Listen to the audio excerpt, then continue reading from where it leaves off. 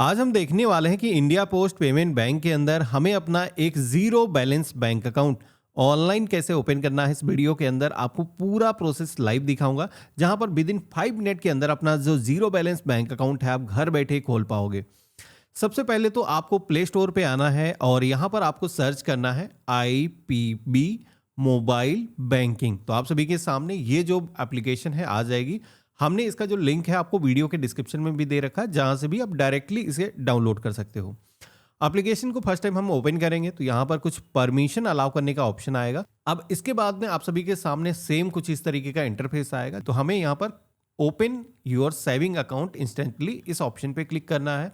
तो यहाँ पर हम आई हैव रीड के ऑप्शन पे क्लिक करेंगे और इसके बाद में स्टार्ट SMS वेरिफिकेशन इस ऑप्शन पे क्लिक करेंगे। अलाउ के ऑप्शन पे क्लिक करेंगे और यहाँ पर हमारा जो मोबाइल नंबर है वेरीफाई हो रहा है और इसके बाद में हमारे सामने FA TCS CRS डिक्लेरेशन का जो पेज है वो यहाँ पर आ जाएगा, जिसके अंदर सबसे पहले तो आप सभी को यहाँ पर बताना है कि हम इंडिया के बाहर कोई भी टैक्स का पेमेंट नहीं करते हैं। तो यहाँ पर हम नो के ऑप्शन पे क्लिक करेंगे। अब इसके बाद में आप देखोगे कि हमारे सामने KYC करने का जो ऑप्शन है वो यहाँ पर आ चुका है। तो यहाँ पर हम क्या करेंगे, अपना जो है आधार नंबर दर्ज करेंगे। अपना जो आधार नंबर है दोबारा से यहाँ पर आपको फिल करना है और इसके बाद में अपना पैन नंबर यहाँ पर आपको इंटर करना है और बैंक की जो टर्म एंड कंडीशंस हैं उनको एक्सेप्ट करना है। बेसिकली हम फेस टू फेस खाता ना खोल करके OTP बेस ऑनलाइन KYC करके खाता खोलने वाले हैं। आधार को यूज़ करने की परमिशन अलाउ करना है। साथ ही में यहाँ पर जो चार्जेस हैं सब्सक्रिप्शन के, तो आप देखोगे कि 149 प्लस GST ये जो है आप सभी को जो है चार्जेस लगेंगे। मैं आपको बताऊंगा आगे कहाँ पर ये चार्जेस कैसे लगते हैं। हम यहाँ पर एक्सेप्ट करेंगे खाता को खोलने के लिए और आई हेयर बाय गिवन कंसेंट के ऑप्शन पे क्लिक करेंगे और इसके बाद में हमें सबमिट के ऑप्शन पे क्लिक करना है। तो अब हमारे आधार कार्ड से जो भी मोबाइल नंबर लिंक होगा उस पर वेरिफिकेशन के लिए एक OTP सेंड किया जाएगा। तो वो जो OTP है यहाँ पर आप फिल करोगे और इसके बाद में आप सभी के सामने कुछ इस तरीके का इंटरफेस आएगा, जहाँ पर आप सभी को अब कुछ बेसिक जो इन्फॉर्मेशन मांगी जा रही है खाते को खोलने के लिए वो आपको दर्ज करना है, जिसमें कि आपको सबसे पहले तो पर्सनल इन्फॉर्मेशन की टैब पे क्लिक करना है और यहाँ पर आप सभी को मदर माइडन नेम यानी कि माँ का जो है शादी के पहले क्या नाम था वो यहाँ पर एंटर करना है। साथ ही में हस्बैंड नेम या फिर वाइफ का जो नेम है, अगर कोई मैरिड पर्सन है वो यहाँ पर एंटर करेगा। अगर आप शादीशुदा नहीं हो तो ये जो सेक्शन है ब्लैंक छोड़ सकते हो। माँ का नाम हो जाएगा, पिता का जो नाम है, अपनी जो ईमेल आईडी है वो आपको यहाँ पर दर्ज करना है। अब जैसे हमने सेव के ऑप्शन पे क्लिक किया है तो आप देखोगे कि यहाँ पर ईमेल OTP दर्ज करने के लिए बोला जा रहा है। तो बेसिकली जो आपने ईमेल आईडी दर्ज करी है कि ये आईडी आप ही की है, सही है, तो आपके ईमेल आईडी पर यानी कि जीमेल बॉक्स के अंदर एक OTP सेंड किया जाता है। तो वो आप देखोगे कि अपना ईमेल बॉक्स चेक करोगे तो इंडिया पोस्ट पेमेंट बैंक की तरफ से एक मैसेज आया होगा, बेसिकली ईमेल आया होगा, जहाँ पर एक कोड होगा। वो जो कोड है आपको वहाँ से देखना है और यहाँ पर आकर के दर्ज करना है, सबमिट के ऑप्शन पे क्लिक करना है। तो इस तरीके से ये भी सेक्शन हमारा कंप्लीट हो चुका है। अब पैन कम्युनिकेशन एड्रेस के सेक्शन में आना है। तो यहाँ पर हमने पैन नंबर दर्ज किया था तो इस वजह से फॉर्म नंबर 60 यहाँ पर जो डिक्लेरेशन है वो हमें भरने की ज़रूरत नहीं है। यहाँ पर हमारा जो परमानेंट एड्रेस है वो यहाँ पर दिखेगा। साथ ही में जो कम्युनिकेशन का एड्रेस है वो यहाँ पर पूछा जाएगा। तो जैसे कि यहाँ पर सेम हमने टिक कर दिया है तो हमें कोई भी अलग से पता दर्ज करने की ज़रूरत नहीं है। तो यहाँ पर क्या होगा कि यही जो पता है कम्युनिकेशन के तौर पर हमारा जुड़ जाएगा। तो हम सेव की टैब पे क्लिक करेंगे। इसके बाद में नॉमिनी डिटेल के ऑप्शन पे क्लिक करेंगे। तो यहाँ पर आप सभी को एक खाते के साथ में कोई एक व्यक्ति को नॉमिनी आपको तय करना है। तो बेसिकली आप अपना परिवार के किसी भी सदस्य, जैसे कि आपके माता हो सकते हैं, पिता हो सकते हैं, भाई हो सकते हैं, उनकी जो डिटेल है यहाँ पर आपको दर्ज करना है। साथ ही में डेट ऑफ बर्थ के आइकन पे क्लिक करके आप यहाँ पर अपनी जो डेट ऑफ बर्थ है, मंथ, ईयर, डेट कुछ इस तरीके से सेलेक्ट कर लेंगे और इसके बाद में रिलेशनशिप के सेक्शन में आना है। तो यहाँ पर जो भी रिश्ता है आप यहाँ पर सेलेक्ट करोगे। यहाँ पर आप सभी से पूछा जाएगा नॉमिनी का एड्रेस। तो नॉमिनी का जो एड्रेस है और आपका जो एड्रेस है अगर सेम ही है तो अलग से मैनुअली टाइप करने की ज़रूरत नहीं है।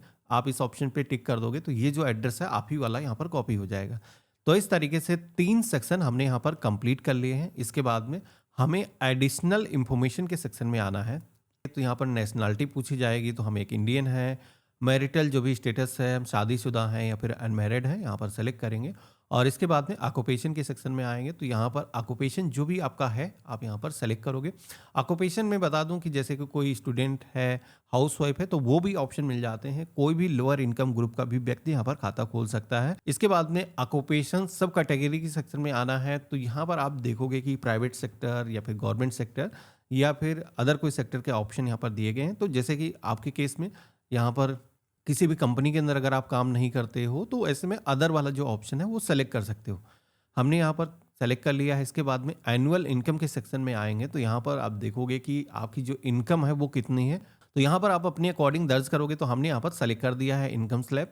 और एजुकेशन क्वालिफिकेशन लेवल के सेक्शन में आएंगे तो जो भी आपका क्वालिफिकेशन का लेवल है, आपकी जो क्वालिफिकेशन है 10वीं से ऊपर है, 10वीं से कम है, या फिर आप ग्रेजुएट हो तो अपने अकॉर्डिंग आप चूज कर लोगे। और इसके बाद में पॉलिटिकली एक्सपोज पर्सन वाला ऑप्शन दिखेगा तो यहाँ पर हम नो के ऑप्शन पे क्लिक करेंगे और इसके बाद में सेव के ऑप्शन पे क्लिक करेंगे। अब इसके बाद में अगला ऑप्शन मिलता है अकाउंट इंफॉर्मेशन का, जिसपे हम क्लिक करेंगे तो हमारे सामने कुछ इस तरीके का पेज आएगा। आप देखोगे कि डीबीटी मैपिंग यहाँ पर करने के लिए बोला जा रहा है। तो जो भी खाता खोल रहा है उसको ये सेक्शन केयरफुल होकर के सेलेक्ट करना है। बेसिकली है ये डायरेक्ट बेनिफिट ट्रांसफर के माध्यम से सरकार जो भी योजनाएं चलाती है, कोई भी पैसा जो सरकार आपको देती है, चाहे वो गैस की सब्सिडी हो या फिर स्कॉलरशिप हो या फिर पीएम किसान सम्मान निधि योजना का पैसा हो, तो अगर ये सारे बेनिफिट आप इस इंडिया पोस्ट पेमेंट बैंक के खाते के अंदर रिसीव करना चाहते हो तो आप यहाँ पर आई एग्री के ऑप्शन पे क्लिक करोगे, agree to receive DBT in IPPB account. लेकिन इसके दो ऑप्शन यहाँ पर दिखते हैं। पहला है जैसे कि आपका जो खाता है पहले कभी भी डीबीटी के अंदर मैप नहीं हुआ तो इस ऑप्शन पे क्लिक करोगे। बाकी अगर आपका पहले से मैप कभी हुआ है, आप चेंज करना चाहते हो, ये जो नया खाता है आप अपडेट करना चाहते हो तो सेकंड वाले ऑप्शन पे क्लिक करोगे। लेकिन अगर आपके पास में पहले से कोई खाता है जहां पर सरकार के जो डीबीटी के बेनिफिट आ रहे हैं आप उसको नहीं छेड़ना चाहते हो, उसी के अंदर लेना चाहते हो, तो यहाँ पर आप सभी को ऑप्शन मिल जाता है no I do not want change to my DBT mapping. तो इस ऑप्शन का आप सिलेक्शन कर सकते हो। बाकी अगर कोई डीबीटी नहीं रिसीव करना चाहता तो चौथे ऑप्शन पे भी क्लिक कर सकता है। तो आपके केस में जो भी आप सेलेक्ट करना चाहते हो अपनी कंडीशन के अकॉर्डिंग आपको सेलेक्ट करना है। इसके बाद में सेव के ऑप्शन पे क्लिक करना है। अब जैसे हमने इतना किया है तो हमारे सामने एक समरी पेज आ जाएगा। बेसिकली इस फॉर्म के अंदर जो भी इंफॉर्मेशन आपको दिखाई गई एक बार इसका अच्छे तरीके से मिलान कर लेना है। अगर आपके केस में कोई भी इंफॉर्मेशन चेंज करना है तो पेंसिल का आइकन दिख रहा है जिस पे क्लिक करके आप वो इंफॉर्मेशन एडिट कर सकते हो। मेरे केस में बिल्कुल सही है। खाते को खोलने के लिए हमें यहाँ पर नीचे की तरफ आना है। जो 149 रुपीज़ प्लस जीएसटी की बात हो रही थी वो यहाँ पर चार्जेस, यहाँ पर जैसे कि आप देखोगे कि अकाउंट को ओपन करने के लिए जो प्लान है वो सब्सक्रिप्शन यहाँ पर इसका देना होगा, तो हम इसको टिक कर देंगे और आई एग्री के ऑप्शन पे क्लिक करेंगे, कंफर्म की टैब पे क्लिक करेंगे। तो अब हमारे सामने एक पिन सेट करने के लिए ऑप्शन आएगा। तो आप अपना मर्जी का 4 डिजिट का कोई भी पिन रख सकते हो और कंफर्म के सेक्शन में आकर के वही जो पिन है आप यहाँ पर दर्ज करोगे। तो ये जो पिन है जब भी दोबारा से खाता को अगर आपको एक्सेस करना है, पैसे किसी को भेजना है या फिर आप सभी को बैलेंस जानना है तो ये पिन की आपको ज़रूरत पड़ेगी। तो आपको ध्यान रखना है कि आपने सेट किया था। इसके बाद में कुछ सिक्योरिटी क्वेश्चन भी आएंगे। तो बेसिकली कभी भी आप अपना पासवर्ड भूल जाओ तो उसको फॉरगेट करने के लिए ये क्वेश्चन कुछ पूछे जाते हैं और इनका जो आंसर है आपको देना है। जैसे कि आप देखोगे कि यहाँ पर जो है आप सभी से पूछा जाता है प्लेस ऑफ बर्थ के बारे में। तो आपका जो जन्म स्थान है जो भी है वो यहाँ पर आपको टाइप करना है। एक चीज़ ध्यान रखना है कि हो सके तो स्मॉल के अंदर ही आपको फिल करना है। होता ये है कि कई सारे लोग कैपिटल में लिख देते हैं वही चीज़ और बाद में वही सेम आंसर आप दर्ज नहीं कर पाते हो। तो जैसा आप फिल करोगे जब भी दोबारा से पासवर्ड कभी भी भूल जाओगे तो यही इंफॉर्मेशन मांगी जाएगी। तो आप दर्ज करके अपना जो पासवर्ड है वो आप रिकवर कर सकते हो। तो इस तरीके से ये जो सेक्शन है आपको कंप्लीट कर लेना है और आप सभी को यहाँ पर सबमिट के ऑप्शन पे क्लिक करना है। जैसे हमने सबमिट के ऑप्शन पे क्लिक किया है तो अब हमारे सामने अगेन ओटीपी से ऑथेंटिकेशन का जो पेज है वो यहाँ पर आएगा। तो आप यहाँ पर दर्ज करोगे और इसके बाद में आप देखोगे कि हमारा जो अकाउंट है वो सक्सेसफुली यहाँ पर ओपन हो चुका है। हमारे सामने नेम हमारा मेंशन होकर के आ जाएगा, कस्टमर आईडी मेंशन होकर के आ जाएगी, साथ ही में जो खाता नंबर हमें मिला है वो यहाँ पर हमारे सामने रिफ्लेक्ट होकर के आ चुका है। डिटेल में आप सभी के पास में ईमेल भी आ जाता है जिसमें कि बैंक का जो आईएफएसओ कोड है वो भी आपको मिल जाता है। तो किसी से पैसे अगर आपको भिजवाने हैं इस खाते के अंदर तो आप आसानी से सेंड करा सकते हो। तो ये जो डिटेल हमें नोट कर लेना है, खाता नंबर हमें मिल चुका है। हम लॉगिन की टैब पे क्लिक करेंगे। अब खाता ओपन हो चुका है तो अब हम यहाँ पर लॉगिन करने के लिए एमपिन अपना दर्ज करेंगे। अब लॉगिन करते ही आप देखोगे कि हमारे सामने एक पॉपअप आ रहा है। तो ये पॉपअप है बेसिकली आप देखोगे कि यहाँ पर कहा जा रहा है कि इसके अंदर मिनिमम 200 रुपये या फिर 10,000 रुपये तक की फंडिंग आपको खाते के अंदर करनी है। तो फंडिंग बेसिकली है ये कि देखो, ये तो एक तरीके से खाता जो है ज़ीरो बैलेंस खाता ही है, लेकिन सब्सक्रिप्शन जो चार्जेस हैं, जैसे कि आपने देखा होगा कि 175 रुपीज़ जो आपको देने हैं, 149 रुपीज़ थे और उसमें जीएसटी लगा तो 175 हो गए। तो वो जो चार्जेस हैं आपको बेयर करने हैं। बेसिकली इसके अंदर वर्चुअल डेबिट कार्ड मिलता है, तो बैंक के भी कुछ ना कुछ एक्सपेंस लगते हैं, जो कि अन्य बैंकों के मुकाबले काफ़ी कम है और इसके अंदर वर्चुअल डेबिट कार्ड आपको मिल जाएगा। यहाँ पर आप सभी को इस अकाउंट के अंदर लिमिटेड केवाईसी होकर के आपका जो खाता है वो ओपन हो जाएगा, जिसमें कि आप इंस्टेंट किसी को पैसे ट्रांसफ़र कर सकते हो, यूपीआई यूज़ कर सकते हो, पोस्ट ऑफिस जो सेविंग अकाउंट है वो आप इसके साथ में लिंक कर सकते हो, लिमिट सेट कर सकते हो। इसी के साथ में इस खाते के ज़रिए लाइफ इंश्योरेंस करना है, पीपीएफ अकाउंट खोलना है, सुकन्या समृद्धि योजना जैसी कई सारी सर्विसेज हैं जो कि यूज़ की जा सकती हैं। लेकिन यहाँ पर जैसे कि फंड करने के लिए कहा जा रहा है, तो आप ऐड फंड के ऑप्शन पे क्लिक करके ये जो पैसे हैं ऐड कर सकते हो। तो यहाँ पर ऐड करने के लिए जैसे कि मैं दिखाता हूँ कैसे होंगे, तो यहाँ पर कॉन्टैक्ट के ऑप्शन पे क्लिक कर सकते हो या फिर भीम यूपीआई आईडी, यानी कि आपके पास में पहले से कोई खाता है तो उससे ये जो फंडिंग है कर सकते हो। यहाँ पर आप सभी को बता दूँ कि अगर आपके पास में पहले से कोई खाता नहीं है, तो आप किसी भी दोस्त या फिर अपने फैमिली मेंबर की आईडी को इंटर करके यहाँ पर जो पैसे हैं मंगा सकते हो। फंडिंग करने के बाद में यहाँ पर पैसे आ चुके हैं, जो कि पैसे आप चाहो किसी को भेज सकते हो सेंड मनी के ऑप्शन पे क्लिक करके। इस एप्लीकेशन के अंदर यूपीआई का भी फीचर मिल जाता है, क्यूआर कोड का भी ऑप्शन दिया गया है, तो आप इस क्यूआर कोड को भी स्कैन करके किसी को भी पेमेंट कर सकते हो। बाकी यहाँ पर आप सभी का जो है खाता की डिटेल हमेशा इस एप्लीकेशन के अंदर रहेंगी। प्रोफाइल डिटेल के सेक्शन में आओगे तो यहाँ पर आपका जो क्यूआर कोड है वो आपको दिखेगा, तो किसी को स्कैन करा करके इस खाते के अंदर आप अपने जो पैसे हैं वो ले सकते हो। और मोबाइल नंबर @पोस्ट बैंक करके यहाँ पर हमारी जो यूपीआई आईडी है यहाँ पर मिली है। हमारा जो खाता है वो पूरी तरीके से अभी एक्टिवेट हो चुका है। इस खाते के अंदर अब आपको पैसे भेजना है तो किसी भी पार्टी को ऐड करके आप यहाँ पर उसको पैसे सेंड कर सकते हो, यूपीआई के जरिए पैसे भेज सकते हो, क्यूआर कोड को स्कैन करके पेमेंट कर सकते हो, साथ में स्वीप इन स्वीप आउट की जो फैसिलिटी है वो भी आप यहाँ पर ले सकते हो। अच्छा, एक चीज़ बता देता हूँ, इसके अंदर वर्चुअल आपको डेबिट कार्ड मिलता है, जो कि आप सभी को इस अकाउंट के अंदर हमेशा रहेगा। और ये जो वर्चुअल डेबिट कार्ड है रोज़मर्रा के जो छोटे मोटे खर्च होते हैं, ऑनलाइन जो पेमेंट आप करते हो, इसके जरिए आसानी से कर सकते हो। यहाँ पर वर्चुअल डेबिट कार्ड के ऑप्शन पे मैंने क्लिक किया है, तो आप यहाँ पर देखोगे कि ये जो कार्ड होगा इसकी वैलिडिटी कितने दिन रहेगी, तो 60 मंथ की वैलिडिटी यहाँ पर रहने वाली है।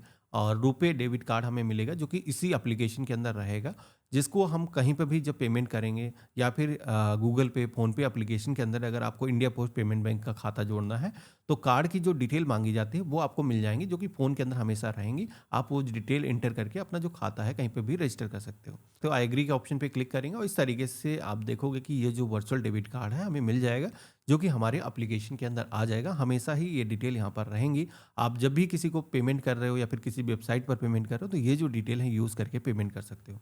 अब यहाँ पर हमारा जो खाता है वो पूरी तरीके से ओपन हो चुका है, लेकिन इसके अंदर 10,000 रुपये महीने का ही ट्रांजेक्शन आप कर सकते हो। यहाँ पर ये जो खाता है, क्योंकि अभी इसकी फुल केवाईसी नहीं हुई है, जो अभी खाता मेरा है वो लिमिटेड केवाईसी के अंदर है।